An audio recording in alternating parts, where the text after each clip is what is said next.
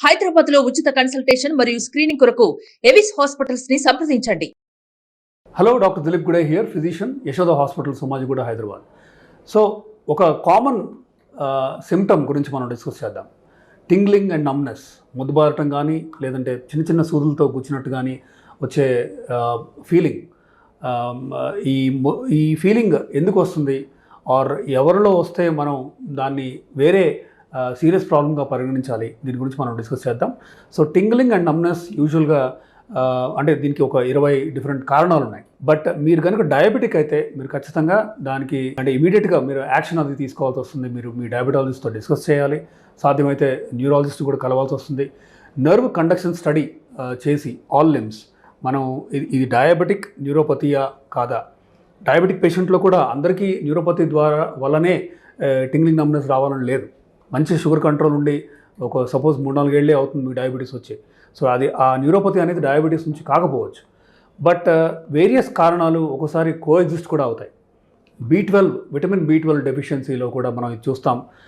In fact వెజిటేరియన్స్లో ఎక్కువ చూస్తుంటాం ఇది, ఎందుకంటే నాన్ వెజ్ వీళ్ళు కన్జ్యూమ్ చేయరు కాబట్టి. మీట్ కన్జ్యూమ్ చేయని వాళ్ళలో B12 డెఫిషియన్సీ కొంచెం సహజంగా కామన్గా చూస్తూ ఉంటాం మనం. సో B12 డెఫిషియన్సీలో యూజువల్గా నర్వ్స్ ఎఫెక్ట్ అవుతాయి. ఇన్ఫ్యాక్ట్ ఈ పాలిన్యూరోపతి కానీ, ఇన్ఫ్యాక్ట్ ఇది క్రానిక్గా కొన్ని డికేడ్స్ కనుక ఉంటే సబ్అక్యూట్ కంబైన్డ్ డీజనరేషన్ అనే ఒక డోర్సల్ కాలమ్స్, స్పైనల్ కార్డ్లో కనుక మీరు చూస్తే డోర్సల్ కాలమ్స్లో ఉన్న నరాలు కూడా ఎఫెక్ట్ అవ్వచ్చు. దాని ద్వారా వేరియస్ సీరియస్ ప్రాబ్లమ్స్ కూడా రావచ్చు. అండ్ అఫ్కోర్స్ మనకు తెలిసింది B12 డెఫిషియన్సీలో ఒక రకమైన అనీమియా వస్తుంది. దీంట్లో ఆర్బీసీస్ నార్మల్గా ఐరన్ డెఫిషియన్సీలో ఎలా అయితే చిన్నగా అవుతాయో, B12 డెఫిషియన్సీలో ఇవి ఆర్బీసీ సైజ్ పెరిగి ఉంటుంది. మ్యాక్రోసైటిక్ అనీమియా అంటాం. సో B12 డెఫిషియన్సీని మనం ర్యాపిడ్గా కరెక్ట్ చేయాలి. సపోజ్ నార్మల్ B12 లెవెల్స్ మనకి 300, 400, 300 నుంచి 600 రేంజ్లో ఉండాలి ఈ యావరేజ్లో. కానీ మీకు 150, 170 ఆర్ 100 ఉంది ఫర్ ఎగ్జాంపుల్, అప్పుడు మనం ఖచ్చితంగా ఇంజెక్షన్స్ ఇవ్వాల్సిన అవసరం ఉంది.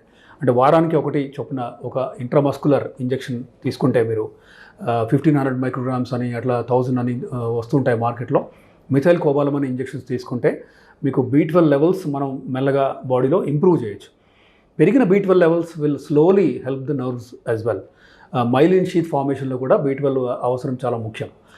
అయితే B12 డెఫిషియన్సీని మనం కరెక్ట్ చేసిన తర్వాత కూడా మీకు కనుక ఈ టింగ్లింగ్, నమ్నెస్, సూదులతో కూర్చిన ఫీలింగ్ కానీ, మొద్దుబారటం కానీ ఇది కనుక ఉంటే అప్పుడు నర్వ్ కంప్రెస్ అవుతుందా, వేరే కారణాలు ఏమైనా ఉన్నాయా, B12 సప్లిమెంట్ చేసిన తర్వాత కూడా కనుక మీరు ఉంటే దాన్ని మనం ఇన్వెస్టిగేట్ చేయాల్సిన అవసరం ఉంది. ఫర్ ఎగ్జాంపుల్ కొన్నిసార్లు మెగ్నీషియం డెఫిషియన్సీ అవ్వచ్చు, విటమిన్ D డెఫిషియన్సీ కానీ, దెన్ కంప్రెస్ అవుతున్న నరాలు, సపోజ్ కార్పల్ టన్నల్ సిండ్రోమ్ అంటాం. అంటే మనకి రిస్ట్ దగ్గర రెండు వైపులా రిస్ట్ దగ్గర ఈ 2 ఇంపార్టెంట్ నర్వ్స్ వెళ్తాయి, median nerve and ulnar nerve. ఈ నర్వ్స్ కంప్రెస్ అయ్యే ఛాన్స్ ఉంది, కార్పల్ టన్నల్ సిండ్రోమ్ అంటాం.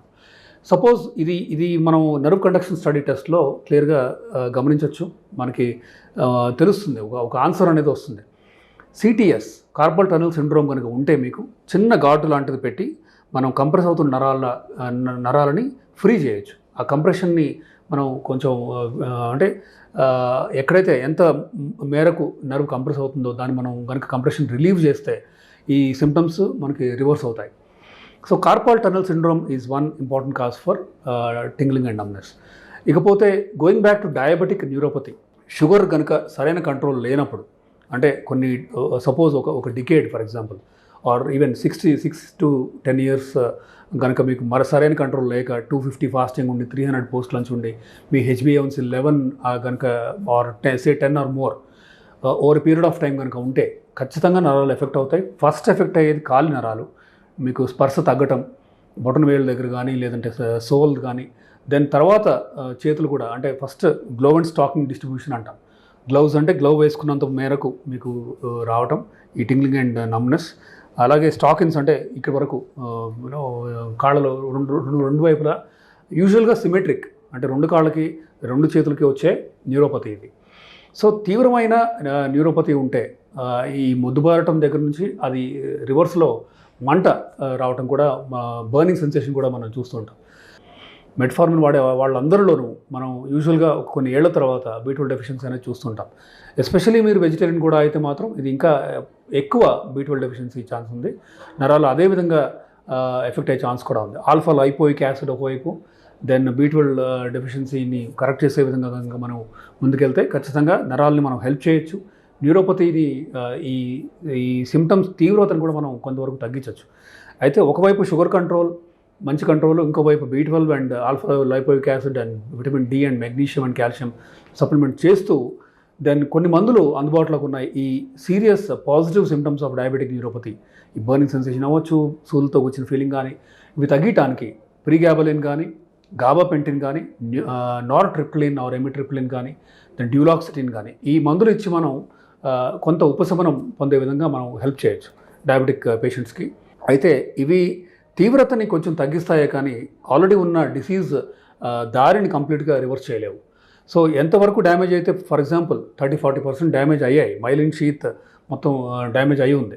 ఫర్దర్ డ్యామేజ్ అవ్వకుండా sugar control and B12 and ఇవన్నీ మనం ఇస్తే ఫర్దర్ డ్యామేజ్ అవ్వకపోవచ్చు. దాన్ని ఈ మందుల ద్వారా కూడా ఈ సిమ్టమ్ తీవ్రత మనం తగ్గించుకోవచ్చు. సో మీకు కనుక టింగ్లింగ్ నమ్నెస్ ఉంటే మీరు ఇమీడియట్గా, ఒకసారి డయాబెటీస్ లేదు అని చెప్తారు పేషెంట్స్, బట్ సిమ్టమ్స్ చూస్తేనేమో డయాబెటిక్ పాలిన్యూరోపతి లాగా ఉంటాయి. సో టెస్ట్ చేస్తే వీళ్ళకి డయాబెటీస్ లేదు అని అనుకున్న వాళ్ళకి HbA1c 11-12 ఉండటం గమనిస్తూ ఉంటాం. అంటే మీకు షుగర్ ఉంది అన్న విషయం మీకు తెలియక కనీసం 5-6 ఏళ్ళు అయి ఉండొచ్చు. సో ఇది ఇన్ఫ్యాక్ట్ చాలా కామన్ కాకపోయినా మనం చూస్తూ ఉంటాం బేసికలీ. అంటే ఫస్ట్ ప్రజెంటేషనే డయాబెటిక్ న్యూరోపతి లాగా కూడా రావచ్చు.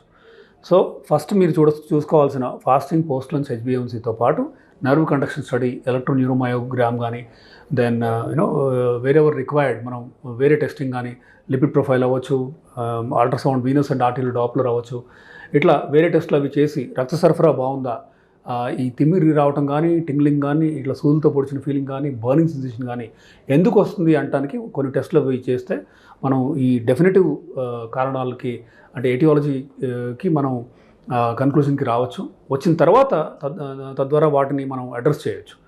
So this is about burning sensation, tingling numbness and దానికి మనం ఇమీడియట్గా తీసుకోవాల్సిన యాక్షన్.